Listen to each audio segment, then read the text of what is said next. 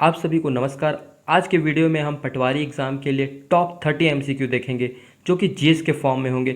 साथ ही साथ आप कमेंट करेंगे कि आपसे कितने क्वेश्चन बन रहे हैं और ये हमारे वीडियो के पार्ट 4 हैं। साथ ही साथ पार्ट 3 आ गए जिसके लिंक हम आपको डिस्क्रिप्शन में देंगे। आप सभी का धन्यवाद, आपकी इतनी अच्छी रिस्पॉन्सिबिलिटी पार्ट 3 में मिली कि हमें पार्ट 4 बनाने के लिए और उत्साहता हुई। तो चलिए आज के हम महत्वपूर्ण जीएस के टॉपिक में 30 एमसीक्यू देखेंगे। तो चलिए आपके कीमती समय का महत्व हम समझते हैं, वीडियो शुरू करते हैं। जोग जलप्रपात किस नदी पर बना है? आपके पास 4 ऑप्शन है, बताना है जोग जलप्रपात किस नदी पर है। तो इसका आंसर हो जाएगा ऑप्शन ए, सारावती नदी पर है। साथ ही साथ सारावती नदी जो यह जलप्रपात है ना, उसे महात्मा गांधी जलप्रपात के नाम से भी जानते हैं और याद रखिएगा जोर सप्पा के नाम से भी जानते हैं। पूछेगा सारावती नदी की मतलब ऊंचाई कितनी है, तो बताइएगा 254 मीटर ऊंचाई में है। साथ ही साथ दोस्तों आपसे अगर पूछा भारत की सबसे ऊंचा जलप्रपात कौन सा है, तो आप बताइएगा कौन सा है? कुच्चीकल। आप मेरी आवाज़ सुन के नोट कर सकते हैं, याद कर सकते हैं क्योंकि ये बोर्ड भर जा रहा है। कुचिकल। साथ ही साथ ये कहाँ है, तो कर्नाटक में है। कौन सी? कुचिकल भी कर्नाटक में है, सारावती भी कर्नाटक में है जलप्रपात, और यह केसुमा जिले में है। कौन सी नदी? कुचिकल जलप्रपात। तो चलिए इतनी जानकारी काफ़ी है। नेक्स्ट क्वेश्चन देखते हैं।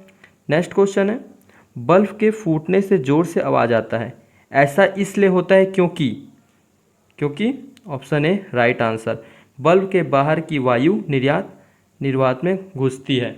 जैसे कि बल्ब फूटता है तो मान के चलिए जैसे बल्ब बनाया जाता है ना, तो उसमें एयर शून्य रखा जाता है, तत्पश्चात बल्ब बनता है। जैसे ही बल्ब फटते हैं एयर अंदर घुस जाता है जिसके कारण आवाज़ होती है। साथ ही साथ आप याद रखिएगा बल्ब में कौन सी गैस भरी जाती है, तो आर्गन गैस भरी जाती है। तो चलिए नेक्स्ट देख लेते हैं।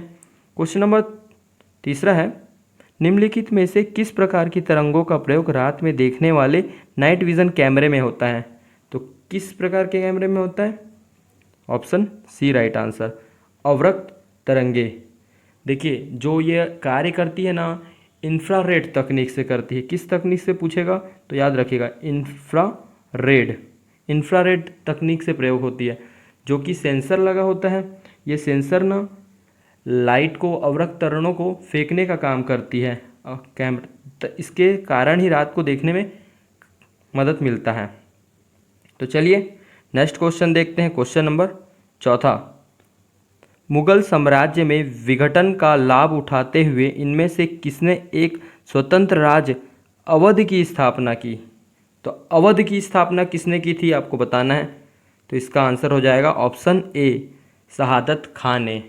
अवध वर्तमान में कहाँ है, तो यूपी में है। और अवध की स्थापना शहादत खान ने कब की पूछेगा तो बताइएगा 1722 में की, 1722। साथ ही में अवध की राजधानी कैपिटल क्या है, तो फैज़ाबाद। इतना याद रखिएगा। नेक्स्ट देखते हैं। नेक्स्ट क्वेश्चन है, निम्नलिखित में से किस हार्मोन्स में आयोडीन होता है? किस हार्मोन्स में आयोडीन होता है? तो इसका आंसर हो जाएगा ऑप्शन ए, थायरोक्सिन।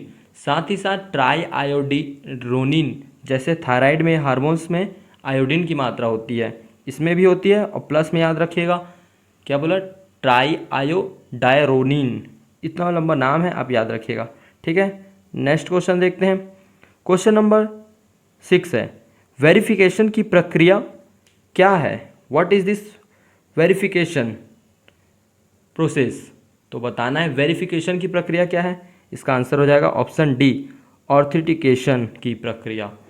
जैसे कि कोई सॉफ्टवेयर बिना किसी बग के, याद रखिएगा कोई भी सॉफ्टवेयर बिना किसी बग के अपने लक्ष्य को प्राप्त नहीं कर सकता। उसकी जांच के लिए, उसकी सत्यता के लिए ही वेरिफिकेशन ज़रूरी है। आप समझ जाइएगा मैं बोल रहा हूँ। चलिए नेक्स्ट देखते हैं। क्वेश्चन नंबर 7वां देखते हैं, निम्नलिखित में से कौन सा ऑपरेटिंग सिस्टम नहीं है? इनमें से कौन सा ऑपरेटिंग सिस्टम नहीं है? तो इसका आंसर हो जाएगा ऑप्शन डी, इनमें से कोई भी ऑपरेटिंग सिस्टम नहीं है। ऑपरेटिंग सिस्टम मुख्यतः क्या है ना, 4 टाइप के होते हैं, जिसमें कि पहला हो गया, याद रखिएगा, मल्टी यूज़र्स और मल्टीटास्किंग, और उसके बाद रियल टाइम, शॉर्ट में लिख रहा हूँ, आप देख लीजिएगा, रियल टाइम, और लास्ट हो जाएगा batch operating system, batch real time operating system. ये 4 प्रकार के ऑपरेटिंग सिस्टम होते हैं, इनमें से यह ऑपरेटिंग सिस्टम नहीं है। तो चलिए नेक्स्ट क्वेश्चन देखते हैं। क्वेश्चन नंबर 8वां, निम्नलिखित में से कौन सी आउटपुट डिवाइस का एक समूह नहीं है? तो इनमें से आउटपुट डिवाइस का समूह कौन सा नहीं है? तो इसका आंसर हो जाएगा option D, plotter, printer, monitor. चलिए नेक्स्ट क्वेश्चन देखते हैं। नेक्स्ट क्वेश्चन है 9वां, सर्च इंजन क्या है? बताना है आपको सर्च इंजन क्या है। तो इसका आंसर हो जाएगा, बताइए सर्च इंजन क्या, आप सोचिए सर्च इंजन क्या है। तो ऑप्शन सी राइट आंसर, एक प्रोग्राम जो वर्ल्ड वेब में दस्तावेज की खोज करता है उसे ही सर्च इंजन कहते हैं। चलिए नेक्स्ट क्वेश्चन देखते हैं। नेक्स्ट है एफटीपी का उपयोग होता है, एफटीपी के लिए क्यों उपयोग होता है? तो ये option C right answer, internet पर एक कंप्यूटर दूसरे कंप्यूटर में फाइल को ट्रांसफ़र करने के लिए। अब जाहिर सी बात है एफटी का फुल फॉर्म, तो इसका मतलब ही पता चल रहा है, फाइल ट्रांसफ़र प्रोटोकॉल। ये क्या होता है, जैसे कि यह इंटरनेट और लोकल नेटवर्क सर्वर को एक क्लाइंट के बीच डाटा का आदान प्रदान करता है एफटीपी के माध्यम से, इसे ही एफटीपी कहते हैं। ठीक है, फाइल ट्रांसफ़र प्रोटोकॉल। चलिए नेक्स्ट क्वेश्चन देखते हैं। नेक्स्ट क्वेश्चन है, इस राज्य में बोली में रचित कविता संग्रह सुरता के चंदन के गीतकार कौन है? छत्तीसगढ़ी रचयिता है ये, इन्होंने सुरता के चंदन लिखा है। तो कौन है ये, किसने लिखा है सुरता के चंदन? तो इसका आंसर हो जाएगा ऑप्शन डी, हरि कुमार। आप देख सकते हैं मैंने कोशिश किया है आपको फोटो के द्वारा एमसीक्यू समझाने का, जो आंसर होता है उनके ही मेल जोल खाते हुए वहाँ फ़ोटो होते हैं। तो आप देखिए उस फोटो से आपको हमेशा याद रहेगा कि कैसे दिखते हैं, कौन है, उनके रचना क्या है। तो साथ ही साथ इन देख लीजिए, ये हरि ठाकुर जी, और इन्होंने और 2 रचना महत्वपूर्ण रचना है जिसे आप याद रखिएगा, धान का कटोरा भी इन्होंने ही लिखा था, और साथ में शहीद वीर नारायण, ठीक, इन्होंने ही ये दोनों रचना भी लिखी है। चलिए नेक्स्ट क्वेश्चन देखते हैं। नेक्स्ट क्वेश्चन है, कर्क रेखा किस जिले से होकर गुजरती है? तो आपको बताना है कर्क रेखा किस जिले से, छत्तीसगढ़ के किस जिले से होकर गुजरती है कर्क रेखा? तो इसका आंसर हो जाएगा ऑप्शन सी, बलरामपुर। अब पूछेगा एग्जाम में कर्क रेखा कौन कौन से जिले से होकर गुजरती है, तो छत्तीसगढ़ की याद रखिएगा, कोरिया आ जाएगा पहले, फिर उसके बाद सूरजपुर, फिर बलरामपुर, ये 3 जिले से गुजरती है छत्तीसगढ़ के। और साथ ही साथ भारत के टोटल कितने राज्य से कर्क रेखा गुजरती है? तो 8 राज्य से कर्क रेखा गुजरती है। लाइन से याद रख लीजिएगा, गुजरात, राजस्थान, मध्य प्रदेश, छत्तीसगढ़, झारखंड, पश्चिम बंगाल, त्रिपुरा और मिजोरम, इस प्रकार से याद कर लीजिएगा।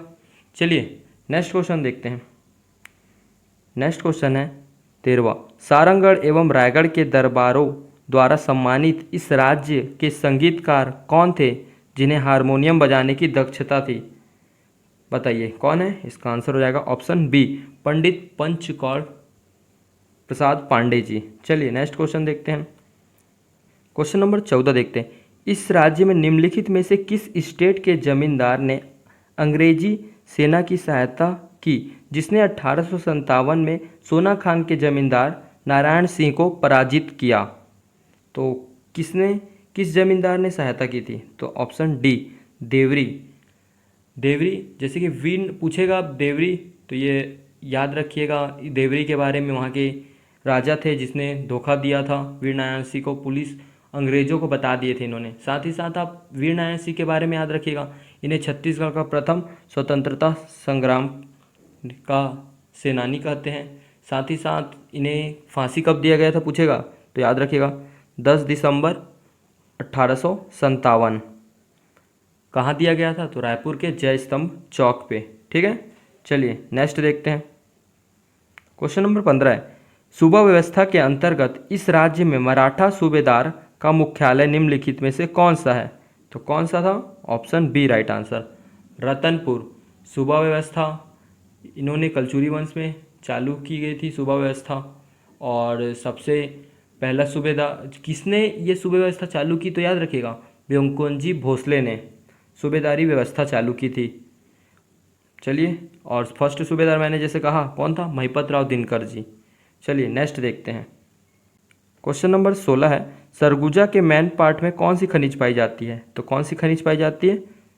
ऑप्शन बी बॉक्साइट, जो कि एल्यूमिनियम इसका अयस्क है।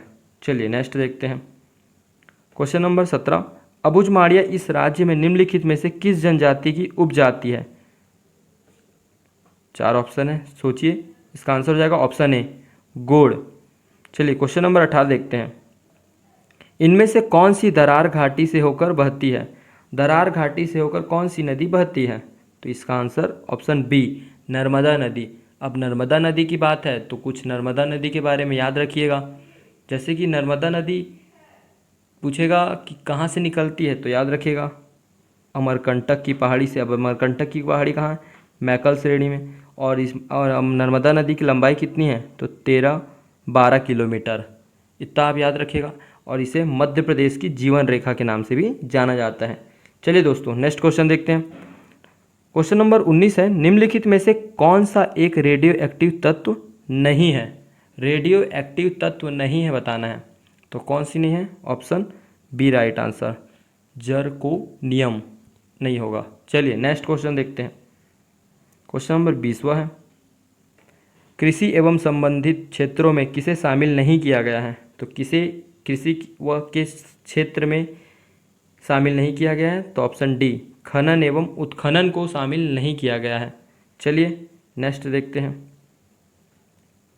निम्नलिखित में से अयादी स्वर संधि के उदाहरण को चिन्हांकित करना है। आपको बताना है इनमें से अयादी स्वर संधि कौन सा है। आप सोचिए, मैं बताता हूँ। इसका आंसर ऑप्शन बी होगा पवन। जैसे कि अयादी स्वर संधि किसे कहते हैं?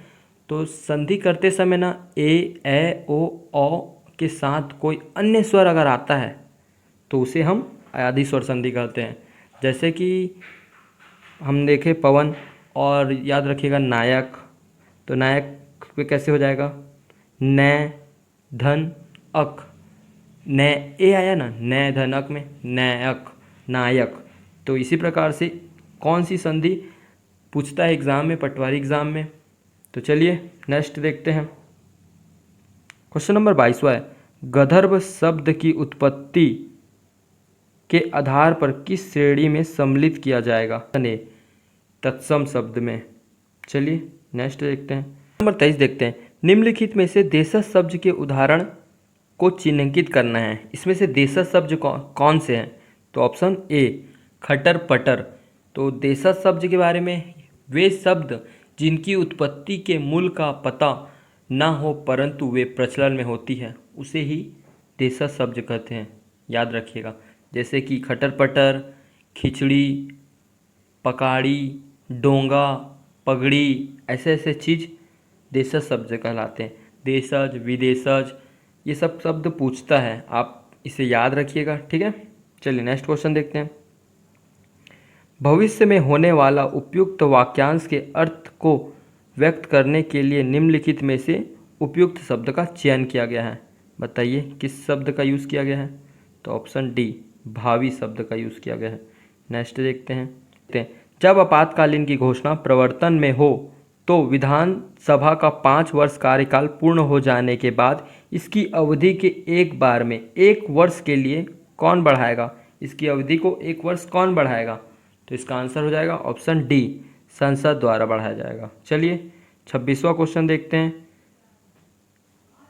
निम्नलिखित में से कौन सी गैस प्रथम विश्व युद्ध में रासायनिक हथियार के रूप में यूज़ किया गया था?